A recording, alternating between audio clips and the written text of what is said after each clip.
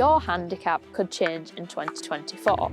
And that's because the R&A have announced new changes to the World Handicapping System just when we thought we understood what we were doing.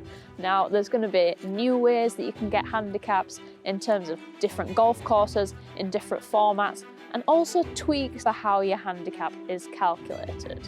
So let's go find out all of the different ways your handicap could be adjusted next year. Now, the first big change is something called course rating minus par. I promise you, it's simpler than it sounds. So the course rating is what the course is rated to be played as by a scratch handicapper, which could be different to the par on your golf course. So say you have a par 72, if the course is particularly difficult, the course rating could be over that, and it could be 73.5. If it's a little bit easier, it might be down at something like 70. Now, currently your handicap is just calculated versus this course rating. So say you're off 10 and you shoot an 82 on your 72 course, but the course rating is 1.5 over par, so it's 73.5. That would class as you playing 1.5 shots better than your handicap. So it might come into your 8 scores that are actually lower and qualifying for your handicap. Now that's going to change, so we will see your score relative to par, but this means when you enter a competition, you might see an adjustment in the handicap that you get to use on that day. So if, for example, you're in that situation where the course rating is higher than par, you're going to get more shots on your handicap because that course is more difficult than the par. Unfortunately, if it's the other way around, you're going to lose some shots on your handicap. So make sure to check when this comes in. It comes in the UK in April. So once we get into that tournament season next year, this is going to affect what your playing handicap is on your golf course. Now, although this may seem like an unnecessary change, I think it does make things more simple, and also it's going to make playing mixed competitions a lot easier because you're playing against par again rather than the course rating. So it's going to make it a lot easier to figure out what the handicap should be in that mixed scenario and make mixed competitions a lot simpler. Luckily for me, the course rating here at Alwoodley is higher than par, so I'm going to get a few shots back. Now, the next change is pretty interesting and one that I think a lot of UK golfers are going to like. It's already in places such as America, but we haven't had it before, and that is that some 4-ball better balls can now count for your handicap. Now, I can imagine some people are going to be really pleased about this because people get really annoyed when people kind of go to open days or wait till the group comps and then come in with loads of points, loads of stable for points, a massive score, and sweep the prizes, and don't necessarily put some scorecards in the rest of the year. Yeah, we all know who those golfers are. Anyway, from next year, 4-ball better ball scores will be able to count for your handicap if a few circumstances are right.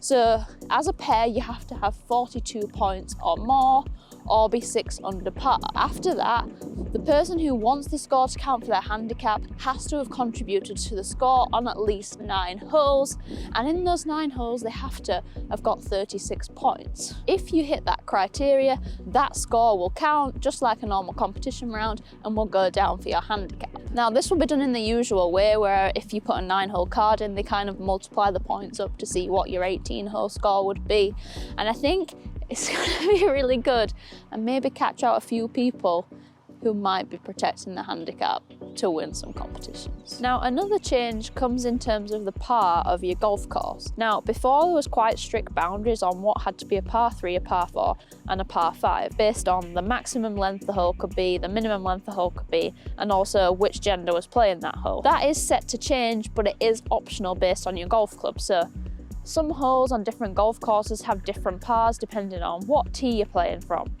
and what gender is playing from which tee. So take this hole here, it's the 4th at my home course, Alwoodley.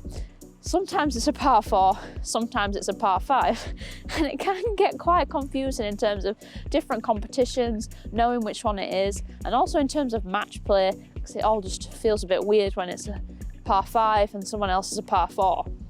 Now, there is an option now that clubs can decide to standardise all their pars, so they don't have to be quite so strict to those measurements as they were before, and they can choose to make a par for each hole the same throughout the tee boxes. Now, this is optional, so your club doesn't have to do it, but I think in some instances where, say, you have a long par 3 that becomes a par 4 off the back tees, it is nice to have a bit of continuity across those tee boxes. So it's worth finding out from your individual golf club if they're going to change that.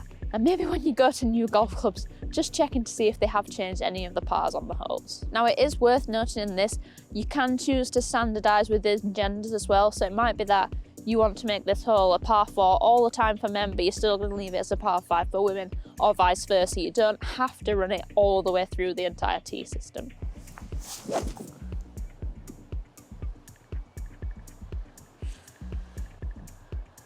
Now, back to competition formats. It has been quite irritating in the past that you basically have to put in an 18 hole or a 9 hole round, and say maybe if some of the holes on the course are closed, you couldn't do a different number of holes for a tournament. Now, this is all changing and you're going to be able to play competition rounds that aren't necessarily that full 18 hole format. So from next year, you could, for example, have a 10 hole competition or a 12 hole competition in winter, or maybe even a 14 hole competition. And this isn't just for winter either, this can run throughout the entire year. So this is quite good from my point of view. If I want to come from work in summer, nip onto the golf course and play a competition, there might be an option to add maybe a 12 hole option in, or 14. So you're getting a few more than that 9 holes, but you're not having to commit to that full 18 holes. So it's going to bring great options for people who don't feel like they can play a full 18 anymore, but maybe there isn't a natural like 9 hole loop at their golf course. And also just great to have different formats and shorter forms of golf so more people have time to go and play. Now, another new change is something called expected score. And this is a new calculation to help take a 9 hole scorecard that you might make and move it up to that 18 hole format so it can go in for your handicap. Now, we have always had calculations for how to move that 9 hole score to an 18 hole score, but the R&A just wanted to make it a little bit more accurate so it kind of represented people's handicaps better. Now, the way they decided to do this, that if you've played more than 9 holes, I think the minimum you have to have played is 10, on those remaining 8 holes, you would get a net par on every hole, apart from the first hole where they would add 1 shot to that. So in effect, those last 8 holes, if you were playing Stableford, you would get 2 points for 7 of them, and then 1 point for 1 of them, giving you 15 points for those last 8 holes. Now this is slightly different if you've played extra holes. So if you've played 14 holes, for all of the remaining holes left, you will get a net par, so 2 points on every hole. Now it's worth mentioning at this point, if you're playing well and you think, I'm gonna nip in now and get pars for all the rest of my holes, handicap's coming down, happy days, that's not how this works.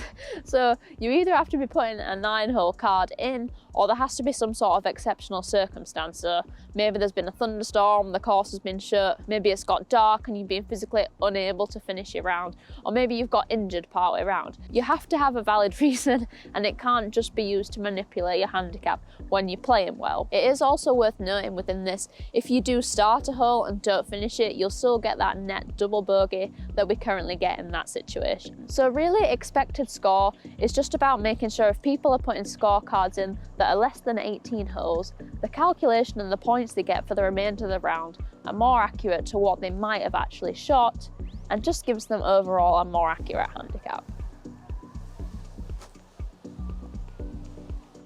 Now, there's another new format or place you're going to be able to put handicap scores in from, and that's actually from par 3 courses. Yes, you're hearing me right. There's going to be a new short format way that you'll be able to put scores in for your handicap. Now, currently the shortest course you can put an 18 hole scorecard in is 3,000 yards, and for 9 holes, 1,500. Now that's going to be slashed in half in these new changes, which means an 18 hole course only has to be 1,500 yards, and 9 holes only has to be 750. There's a big reason behind that, and a lot of it comes down to beginners who are getting into the game. Going on a full course can be really intimidating, especially at the weekend when it's packed full of experienced golfers.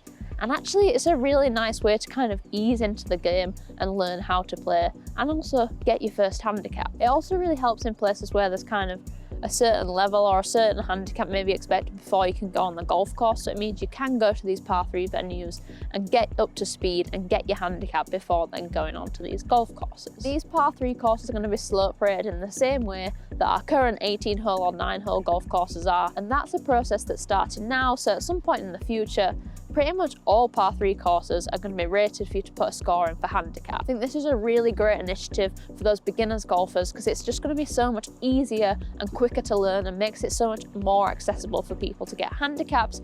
But it's not just limited to them. Anyone is going to be able to put a score in on these par 3 courses, which is definitely going to be fun.